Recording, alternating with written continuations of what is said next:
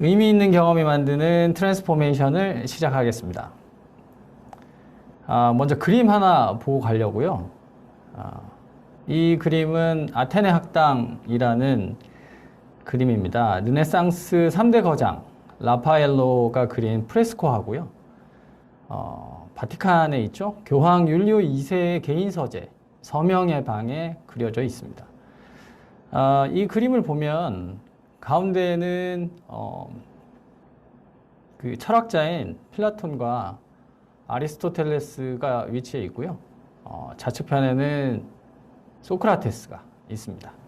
그리고 이 하단에는 미켈란젤로를 상상력을 동원해서 과거의 철학자 얼굴에다가 집어넣은 그림이고요. 그리고 오른쪽 편에 보이는 관객을 빤히 쳐다보고 있는 이 사람이 바로 이 그림을 그린 라파엘로입니다.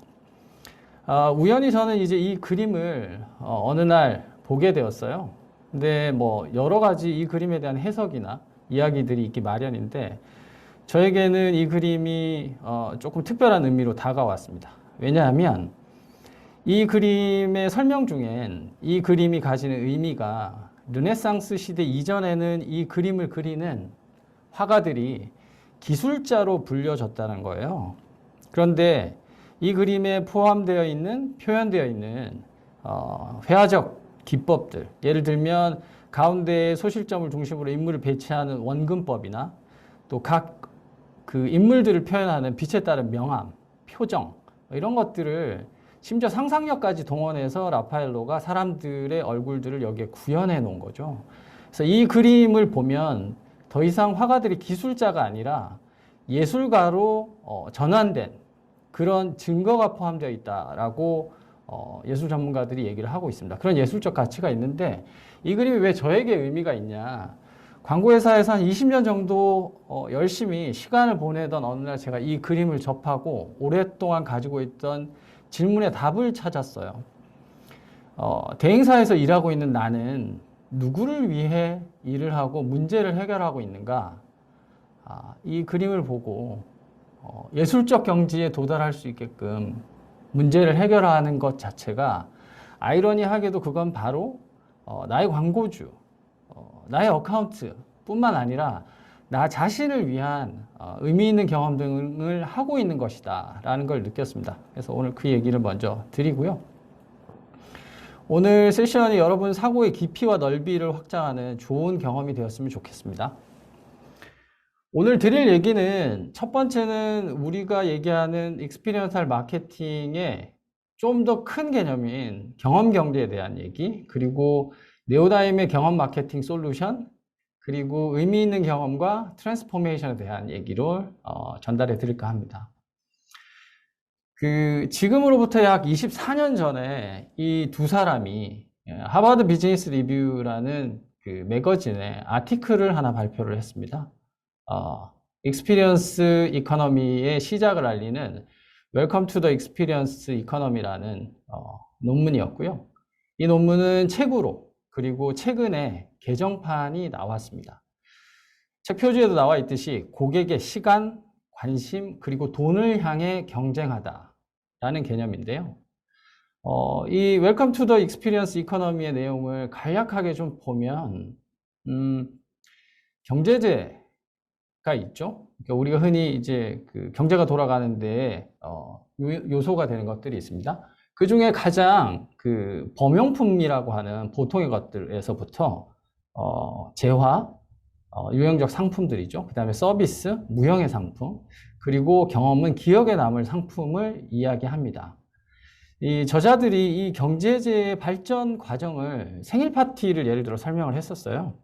그러니까 이전에는 밀가루랑 그 다음에 케이크의 재료가 되는 것들을 어머님이 사서 집에서 케이크를 구워서 줬다면 그게 범용품을 구매해서 케이크를 만들었던 거라면 우리는 그런 재료들을 다 섞어서 인스턴스로 만들 수 있게끔 대기업이 그 패키지화해서 제품을 만들어내면 이것이 재화가 될 것이고 우리가 김영모나 파리바게트 같은 데서 케이크를 구매하는 것은 만들어진 것, 거기에 서비스가 포함되어 있는 걸 구매하는 거가 되겠죠. 그런데 이 생일을 축하해주기 위해서 이벤트 회사를 동원해서 생일 파티를 열어주면 이것이 경험으로 전환된다는 겁니다. 기업은 이 과정에서 이제 고객이 원하는 바에 좀 더 가까이 다가갈 수 있고 가격으로 경쟁하지 않고 프리미엄을 통해 더 많은 수익을 창출할 수 있다. 이것이 익스피리언스 이코노미의 개념입니다. 최근에 조지프 파인 2세를 링크드인에서 우연히 제가 만났고 올 초에 저에게 이제 동아 비즈니스 리뷰에 인터뷰한 아티클 하나를 보내줬어요. 그 내용에 따르면 팬데믹 이후에는 많은 비즈니스와 마케팅이 그 경험을 제공하는 수준을 넘어서서 고객 문제를 해결하는 솔루션으로 진화하고 있다고 합니다. 그러니까 고객별의 경험 등을 더 맞춤화해서 그 고객의 새로운 전환을 인도하는 기업과 브랜드가 경제적 가치가 늘어난다는 의미입니다. 우리도 보면 우리 고객인 글로벌 IT 기업들이 그들의 고객에 처해 있는 달라진 환경에서 성장할 수 있도록 이 트랜스포메이션을 돕고 있습니다. 그래서 고객의 요구의 상상력과 문제 해결 능력을 결합해서 의미 있는 경험을 넘어선 트랜스포메이션을 제공하고 있다는 게 지금 글로벌 트렌드인 거죠. 자, 그렇다면 이 팬데믹 이전에 우리가 알고 있는 전통적인 경험 마케팅은 어떤 것일까? 그 경험 마케팅 내에는 체험, 참여 등의 다양한 용어로 묘사되었지만 그 본질은 고객의 참여를 유도해서 경험을 하도록 만드는 것입니다. 이 고객의 참여를 유도하는 마케팅 서비스로서 실제로 네오다임 역시 IT 인더스트리에서 B2B 맥락에서 잠재 고객을 발굴하고 마케팅 과정에 참여시켜서 제품과 서비스를 기억할 수 있는 경험을 제공하는 다양한 액티비티들을 했고 하고 있습니다. 그런데 팬데믹을 거치면서 경험 마케팅 역시 새로운 방향으로 나아가고 있습니다. 공간이 확장되었고요. 미디어의 속성과 활용 방법의 변화가 왔습니다. 이 경험 자체의 질적 변화들도 일어났고요. 고객의 단순 참여 유도가 아니라 고객의 문제를 본질적으로 해결하는 것으로 진화하고 있습니다. 이것은 우리가 속한 B2B IT 산업에서는 이미 오래전부터 지니고 있던 방향이지만 이제 모든 산업과 맥락에 적용되고 있습니다. 그래서 기억에 남는 경험에서 의미 있는 경험을 통한 트랜스포메이션을 지원하는 그런 솔루션을 제공하는 형태로 경험 마케팅 역시 진화하고 있습니다. 돌이켜보면 아이러니하게도 고객의 마케팅 목표를 달성하는 파트너로서 이미 네오다임은 10여 년 전에 이런 목표를 상정하고 현재까지의 그런 마케팅 목표를 달성하는 솔루션 기업이 되고자 노력해왔습니다. 어찌 보면 팬데믹을 거치면서 우리의 생각이 틀리지 않았다는 것을 확인하고 있는 거죠. 자, 그렇다면 통합적인 솔루션을 지향하는 네오다임 경험 마케팅은 현재 어떤 모습일까? 최근에 개편된 우리 홈페이지에 의하면 우리 고객들의 마케팅 목표에 근거한 최적의 방법을 찾아서 기획하고 구현하는 일이 바로 네오다임이 제공하는 경험 마케팅 솔루션이라고 말하고 있습니다. 저는 팬데믹을 거치면서 우리 네오다임이 확장된 마인드를 가지게 되었다고 봅니다. 그 맥락에는 기본적으로는 공감이 있습니다. 이 공감은 단순히 엠퍼티라고 하는 표현은 우리 현실적인 문제에 들어왔을 땐 고객이 처해 있는 맥락을 중심으로 문제를 정의하게 되는 능력입니다. 동시에 우리는 규정을 준수하고 가능한 한 여건에서 최대한의 해결책을 찾는 과정을 중요하게 다루게 되었습니다. 이건 결론적으로는 더 나은 커뮤니케이션을 통해 문제를 정의하고 해결책을 찾아가는 효과적인 방법인 거죠. 잠깐 예를 들면 우리가 만약에 철물점을 하고 있는 기업이다라고 했을 때 망치를 사러 온 고객이 있다고 한번 상상해 보시죠. 고객은 우리에게 와서 망치를 달라고 얘기합니다. 우리는 그 고객의 맥락을 이해하기 위해서 단 한 번의 질문을 하죠. 망치로 당연히 못을 박겠지만 혹시 어떤 못을 박으시려고 하시는 거냐라고 물어볼 겁니다. 고객은 우리에게 얘기할 거예요. 벽에 액자를 걸어야 돼서 나사못을 받고 싶어서 망치를 사러 왔어. 그러면 우리는 그 고객에게 망치가 아니라 전동 드릴을 권하는 솔루션을 제시합니다. 이것이 제가 생각하고 그리고 많은 학자들, 심지어 네오다임이 제공하고 있는 고객의 맥락을 이해한 솔루션을 제시하는 것. 그런 예가 될 거라고 봅니다. 여기에는 고객의 상황을 이해하려고 하는 공감 능력이 필요하고요. 이걸 통해서 우리는 원활한 커뮤니케이션을 할 수 있다고 봅니다. 또 하나 네오다임이 갖고 있는 확장된 관점이 있습니다. 고객으로부터 요구되어지는 일에 제한을 두고 그 일만 하는 것이 아니라 고객의 동반자로, 파트너로 문제를 함께 해결해서 고객을 위한 솔루션을 같이 제시한다는 겁니다. 이 일을 다 모아서 보면 네오다임이 제공하는 익스피리엔셜 마케팅은 단일 이벤트를 진행하는 것에 머무르지 않고 통합적인 방법을 제시하는 것을 지향하고 있죠. 그 예를 들면 우리는 이제 대면에서 또는 버추얼로 오늘처럼 이렇게 하이브리드로 이벤트를 개최하게 됐고, 그리고 여기에는 더 나은 크리에이티브로, 그리고 미디어와 결합해서 새로운 환경 하에서도 이것이 가능하게끔 방법을 찾아서 제시하고 있습니다. 더불어 글로벌 수준의 정보 보안 능력을 갖추고 있고, 그리고 이런 컨텐츠를 만들 수 있는 퍼실러티, 그리고 사람들이 이 일들을 해내고 있습니다. 더불어 우리는 다양한 외국의 기업들의 기준에 적합한 감사들을 받아내며 우리의 수준이 글로벌 스탠다드를 훨씬 상회하는 수준으로 발전해 있다는 것들을 우리 스스로도 확인할 수 있죠. 물론 여기에 마케팅 솔루션인 마케토와 그리고 이벤트 매니지먼트 솔루션인 C이벤트를 통해서 우리는 점점 더 통합적이고 더 나은 솔루션들을 제공하고 있습니다. 그러나 제가 더 발견한 한 지점에는 우리 모두 고객의 문제에 집중하면서 기술을 활용하고 그리고 제약을 극복하며 새로운 시도를 통해서 최적의 솔루션으로 최고의 결과를 도출하는 사람들, 즉 우리 네오다이머가 가장 크고 적합한 솔루션이라고 생각합니다. 네오다임 익스피리엔셜 마케팅 솔루션의 지향점은 바로 우리 고객에게 이런 네오다임을 경험하게 하는 것 플러스 우리의 고객이 그들의 고객에게 새로운 경험을 전할 수 있도록 우리가 역할을 다하는 것이고, 그 배경에는 축적되어 있는 역량과 학습으로 만든 해결책을 제시하는 우리 네오다이머가 있습니다. 자, 그러면 이쯤에서 경험 마케팅을 펼치는 네오다이머를 위해서 의미 있는 경험 트랜스포메이션에 관련된 얘기를 조금 더 나눠볼까 합니다. 가장 익스피리엔셜 마케팅에서 핵심인 경험의 유형이라는 것들이 있어요. 그래서 이 로버트 로스만과 매튜 듀어든 두 교수님 공저인 디자이닝 익스피리언스즈, 국내에는 팔리는 경험을 만드는 경험 디자인이라는 책에서 경험 유형 프레임워크를 좀 가지고 와서 알려드리도록 하겠습니다. 경험의 유형은 총 5가지가 있다고 합니다. 평범한 경험, 마음에 남는 경험, 그리고 기억에 남는 경험, 뜻깊은 경험, 변혁적인 경험입니다. 당연하게도 이 경험의 유형의 효과는 다 다르겠죠? 그렇지만 어떤 것이 더 나은 것이다라고는 말할 수 없습니다. 왜냐하면 사람마다 같은 경험이 다르게 느껴지고요.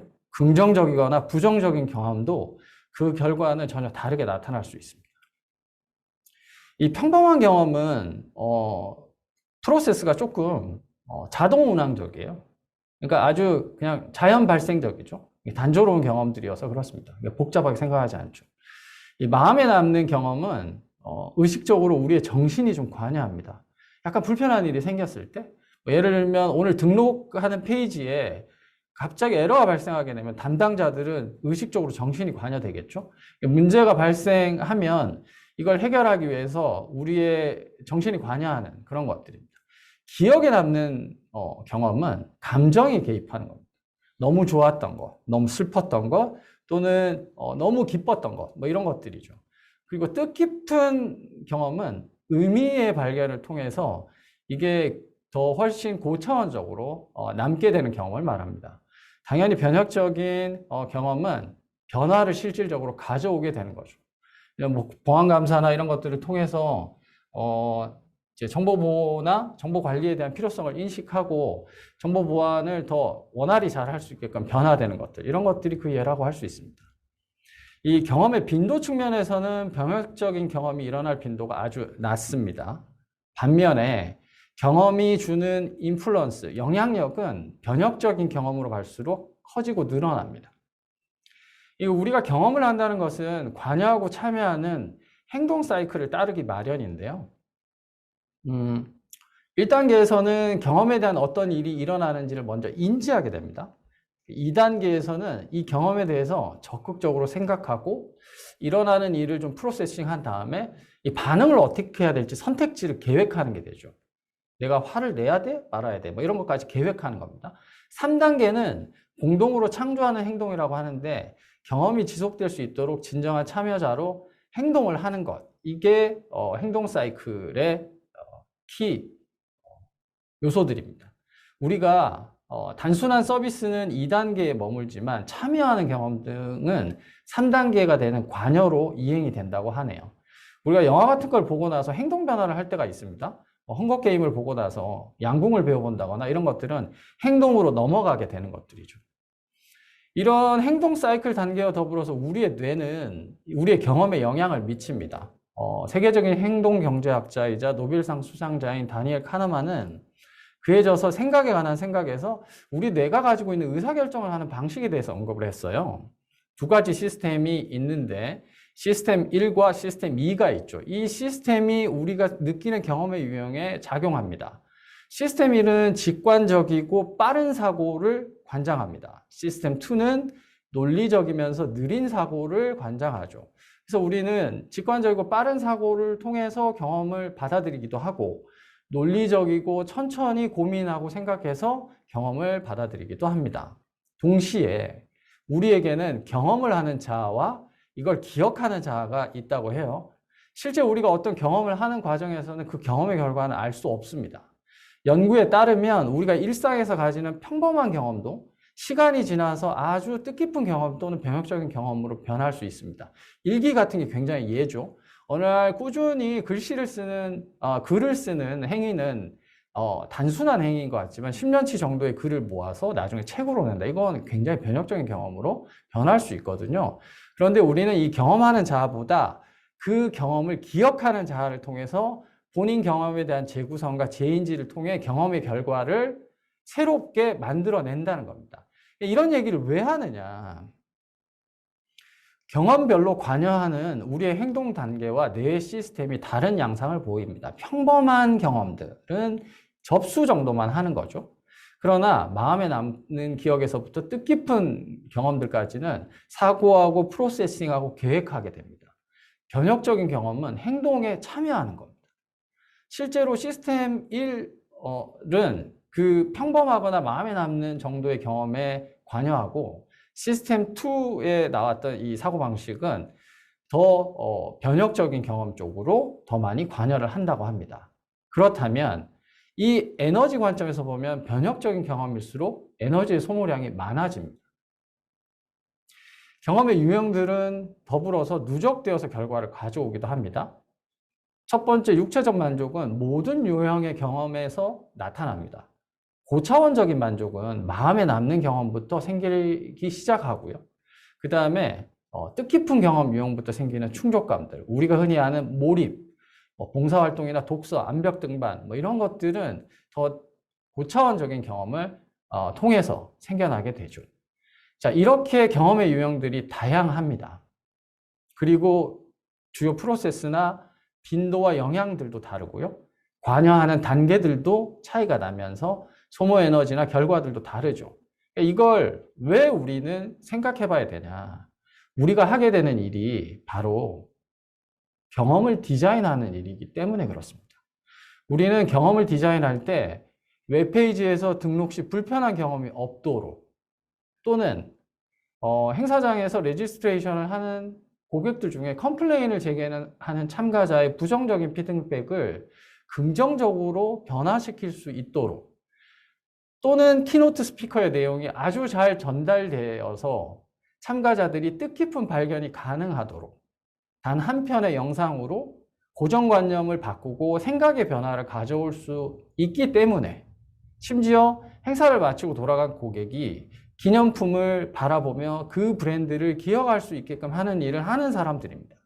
그래서 우리가 제시하는 경험 마케팅은 경험의 유형들을 참고해서 접근하는 것이 필요하기 때문에 여러분에게 경험의 유형과 그 유형에 제기되는 여러 가지 요소들을 설명드렸습니다. 자, 이제 오늘 마지막 파트입니다. 바르셀로나는 여러 가지로 유명한 스페인 북부의 도시입니다. 메시가 떠났지만 FC 바르셀로나로, 그리고 멋진 해변으로, 그리고 여름에 마시면 너무 좋은 스페인 스파클링 와인 까바, 그리고 위대한 건축가 가우디, 그의 아직도 진행되고 있는 건축이 진행되고 있죠. 사그라다 파밀리아 성당으로 굉장히 유명합니다. 이 바르셀로나는 저에게도 되게 의미가 있습니다. 2년 전에 코로나가 덮치기 전에 발간한 책에도 바르셀로나가 들어 있습니다. 책은 성공적이지 않았지만 말입니다. 사실 이제 책의 그 원고를 위해서 바르셀로나를 제가 갔습니다. 13군데의 유럽의 도시를 다니면서 느꼈던 에세이를 담은 책인데, 바르셀로나는 이제 위대한 건축가 가우디의 여정을 담으리라 라고 해서 제가 출장을 갔습니다. 책을 위한 출장이었죠. 휴가를 내고. 갔는데 시간이 많지 않아서 저는 이제 현지에서 가이드 여행을 신청했어요. 비가 내리고 있는 약속 장소에 관광객들이 나타났고, 이제 우산도 없이 가이드가 나타났습니다. 가우디를 이 가이드에게서 제가 배웠어요. 아주 열심히 자세하게 가우디의 주요 작품들을 돌아보며 안내를 해줘서 저는 대단히 만족스럽고 취재를 잘 했습니다. 그녀의 자세한 설명 때문에 사그리다 파밀리아 대성당의 주요 조각들에 대한 이해도 했었고, 완공 시점이 얼마 남지 않았고, 가우디의 삶에 대한 숨은 이야기 등등을 알게 됐습니다. 여기까지는 그냥 예상되는 얘기였어요. 근데 비가 계속 내리는 오후에 이제 그녀의 일정이 끝날 때쯤에 그녀는 마지막 인사를 했습니다. 오늘이 그녀가 가이드로서 처음 나온 날이고, 이 날을 준비하며 대단히 노력을 많이 했는데 날씨가 굳어서 너무 아쉽다. 서투르고 어쩌면 좀 모자랐을 수도 있는데 자기의 가이드가 많은 분들에게 도움이 됐으면 좋겠다라고 눈물을 그렁그렁 하더라고요. 네. 이 지점에서 저는 이제 나름 의미 있는 발견을 하게 됐어요. 그 첫 번째는 이제 위대한 건축가 가우디도 처음부터 위대한 건축가가 아니라 그 레알 광장이라는 곳에 가로등을 첫 작품으로 만든 금속 고개가로 시작을 했다는 거죠. 그렇듯이 제가 만난 그녀도 가이드를 하겠지만 나중에 위대한 작가가 될지 아니면 위대한 사업가가 될지 우리 모두 알 수가 없죠. 하지만 그녀의 그 시작도 굉장히 박수받을 만큼 큰 용기로 빛났다고 생각이 들었어요.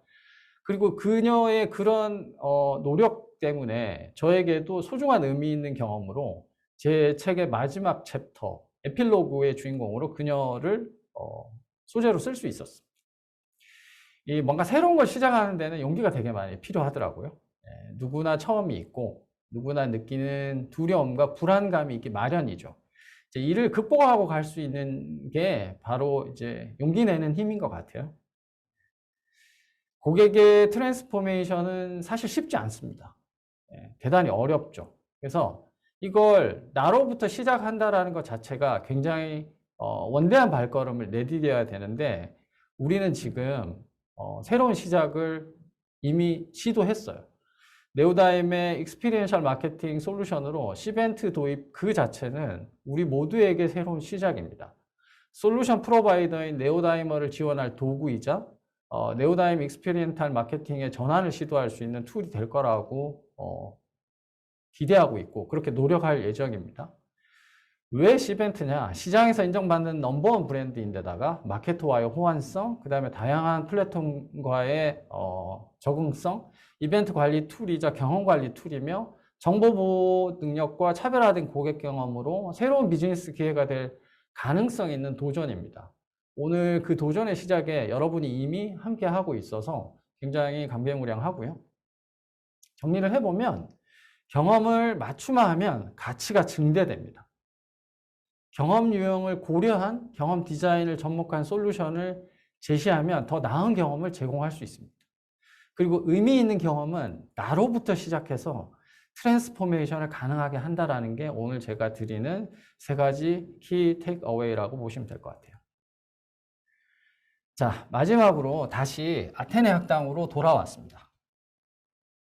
여기에는 라파엘로가 묘사한 그리스, 그 다음에 그리스 시대부터의 위대한 철학자, 수학자, 과학자들 58명이 있습니다. 우리 모두 여기에 있는 아테네 학당에 있는 위대한 사람들처럼 레오다이머가 최고의 솔루션 프로바이더가 되었으면 합니다. 이상으로 저와 함께한 익스피리언셜 마케팅 세션을 마치겠습니다. 고맙습니다.